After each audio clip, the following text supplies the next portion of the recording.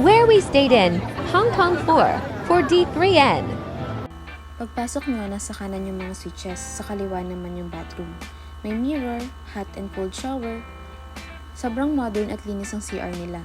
Pwede ka pa mag-request na everyday palit ng towel. May TV, may adapters, hairdryer, bubungad sa iyo ang isang single bed at isang double bed. At isa pang maganda dito ay ang malaking window na may city view. Meron sila ditong free water, free tea, and free coffee na pwedeng makuha lang sa lobby. Ito nga pala ang night view from hotel.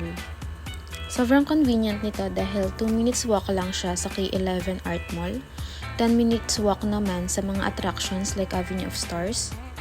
At ang pinakamasaya dito, katapat lang nito ang TST station, A to exit. Plus, ilang lakad lang, nasa bus station ka na from airport and going to airport. And this room is good for 3 person. Ito yung mga room amenities nila. Sobrang dami kasi lahat ng kailangan mo nandito na. Hello, how much and what's the name of the hotel? Thanks.